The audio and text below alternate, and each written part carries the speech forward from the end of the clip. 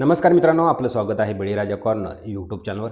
मित्रांनो, पी-एम किसान सन्मान निधीचा 23वा हप्ता शेतकऱ्यांच्या बँक खात्यावरती हा जमा करण्यात येणार आहे. मित्रांनो, या संदर्भातील सर्व अपडेट आज आपण या व्हिडिओमधून पाहणार आहोत. तर मित्रांनो, यामधील कोणत्या शेतकऱ्यांना हा 23वा हप्ता हा जमा करण्यात येणार आहे, तसेच यामधील कोणते शेतकरी या योजनेतून अपात्र होऊ शकतात, तसेच नमो शेतकरी सन्मान निधीचा 9वा हप्ता शेतकऱ्यांच्या बँक खात्यावरती हा जमा होणार का, या संदर्भातील सर्व अपडेट आज आपण या व्हिडिओमधून पाहणार आहोत. तरी चॅनलवर नवीन आला असाल तर चॅनलला सबस्क्राईब करून ठेवा. असेच नवनवीन व्हिडिओ आणि अपडेट आपण घेऊन येत असतो. चला तर मग व्हिडिओ सुरू करूया. मित्रांनो, पीएम किसान सन्मान निधीचा 23वा हप्ता हा शेतकऱ्यांच्या बँक खात्यावरती हा जमा करण्यात येणार आहे. तर मित्रांनो, यामध्ये जर पाहिलं तर नमो शेतकरी सन्मान निधीचा 9वा हप्ता हा शेतकऱ्यांच्या बँक खात्यावरती जमा होणार का, मित्रांनो या संदर्भात कोणतीही अपडेट नाही. तर पीएम किसान सन्मान निधीचा 23वा हप्ता शेतकऱ्यांच्या बँक खात्यावरती हा जमा करण्यात येणार आहे. मित्रांनो, 23व्या हप्त्यामध्ये काही निकष आहेत आणि हे निकष जर शेतकऱ्यांचे पूर्ण असतील तरच या शेतकऱ्यांना या पीएम किसान सन्मान निधी योजनेचा हा हप्ता देण्यात येणार आहे.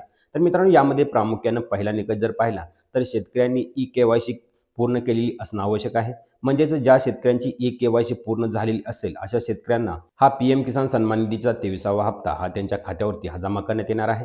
तर मित्रांनो, यामध्ये दुसरा निकष जर पाहिला तर शेतकऱ्यांची बँक आधार लिंकिंग म्हणजेच बँक आधार सीडिंग हे असणं आवश्यक आहे.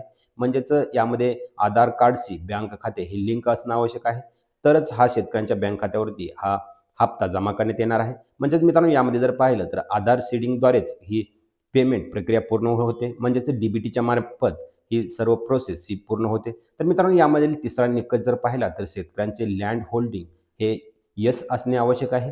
म्हणजेच यामध्ये जर काही शेतकऱ्यांचे जर पाहिलं तर यामध्ये पहिले दोन निकष पूर्ण आहेत, पण तिसरा निकष जर पाहिला तर लँड सीडिंग स्टेटस हा नो आहे. तर मित्रांनो, यासाठी आपण आपल्या जवळील तलाठी कार्यालयात जाऊन या संदर्भातील सर्व माहिती त्यांना द्यायची आहे. त्यानंतर आपला लँड होल्डिंग हा स्टेटस देखील यामध्ये यस दावेल. त्यानंतर मित्रांनो, यामधील चौथा आणि महत्त्वाचा निकष जर पाहिला तर शेतकऱ्यांचे फार्मर आयडी असणं आवश्यक आहे. मित्रांनो, शेतकऱ्यांचा फार्मर आयडी असेल तरच या शेतकऱ्यांना हा पीएम किसान सन्मान निधीचा 23वा हप्ता हा जमा करण्यात येणार आहे. तसंच मित्रांनो, यामध्ये जर पाहिलं तर ई-केवायसी प्रोसेस ही परत एकदा ही सुरू करण्यात आलेली आहे. मित्रांनो, 1 जूनपासून ही री-केवायसी म्हणजेच ज्या शेतकऱ्यांनी या अगोदर देखील केवायसी केलेली आहे आणि ज्या शेतकऱ्यांनी या अगोदर केवायसी केली नाही अशा सर्व शेतकऱ्यांनी ही केवायसी करायची आहे आणि लवकरात लवकर म्हणजेच 30 जूनपर्यंत ही ई-केवायसीची प्रोसेस ही चालणार आहे. तर मित्रांनो, ज्या शेतकऱ्यांनी अद्याप ई-केवायसीची प्रोसेस केलेली नाही अशा सर्व शेतकऱ्यांनी ई-केवायसीची प्रोसेस पूर्ण करायची आहे. तरच हा हप्ता हा शेतकऱ्यांच्या बँक खात्यावरती हा जमा करण्यात येणार आहे. देशाचे पंतप्रधान माननीय नरेंद्र मोदीजी यांच्या हस्ते या 23व्या हप्त्याचे हे वितरण करण्यात येणार आहे. मित्रांनो, या हप्त्या अगोदर हे शेतकऱ्यांनी सर्व कामे म्हणजेच हे 4 निकष जे आहेत हे पूर्ण करणं आवश्यक आहे. तरच या शेतकऱ्यांना हा हप्त्याचा लाभ हा देण्यात येणार आहे. तसंच मित्रांनो, यामध्ये जर पाहिलं तर नमो शेतकरी सन्मान निधीचा 9वा हप्ता कधी येणार, तर मित्रांनो अद्याप ही राज्य सरकारकडून कोणतीही अपडेट आलेली नाही. मित्रांनो, ते अपडेट आल्यानंतर सर्वप्रथम आपण आपल्या चॅनलवर घेऊन येणार आहोत. तर मित्रांनो, नमो शेतकरी सन्मान निधीचा 9वा हप्ता वितरित करण्यात येणार नाही. तर मित्रांनो, फक्त पीएम किसान सन्मान निधीचे 2,000 रुपये हे शेतकऱ्यांच्या बँक खात्यावरती जमा करण्यात येणार आहेत. तर मित्रांनो, महाराष्ट्रातील जर पाहिलं तर 92 लाख शेतकऱ्यांना या पीएम किसान सन्मान निधीचा हा लाभ देण्यात येतो आणि तसेच नमो शेतकरी सन्मान निधीसाठी देखील हेच शेतकरी पात्र असल्यामुळे तर हे दोन्ही हप्ते हे शेतकऱ्यांच्या बँक खात्यावरती जमा केले जातात. परंतु नमो शेतकरी सन्मान निधीचा कोणताही जी-आर किंवा कोणतीही अपडेट अद्याप ही आलेली नाही. त्यामुळे फक्त पीएम किसान सन्मान निधी योजनेचाच हप्ता हा शेतकऱ्यांच्या बँक खात्यावरती जमा करण्यात येणार आहे. तर मित्रांनो, यामध्ये जर पाहिलं तर पीएम किसान सन्मान निधीचा 22वा हप्ता हा मार्च महिन्यामध्ये आलेला होता.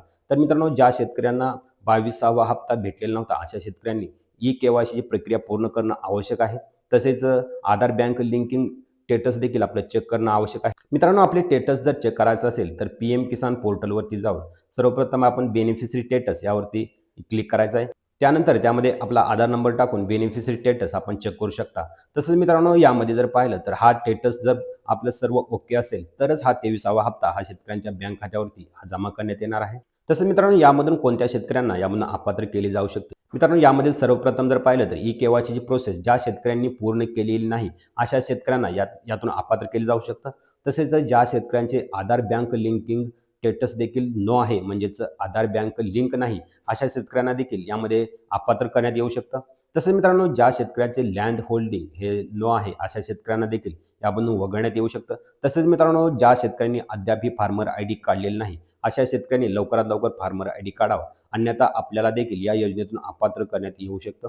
मित्रांनो, हे जर पाहिलं तर PM किसान सन्मान निधीच्या 23व्या हप्त्यासंदर्भातील ही सर्व माहिती होती. तर मित्रांनो, ही माहिती कशी वाटली नक्की कमेंट करून सांगा. भेटूया एका अशाच नवीन आणि माहितीपूर्ण व्हिडिओमध्ये. तोपर्यंत जय हिंद, जय महाराष्ट्र.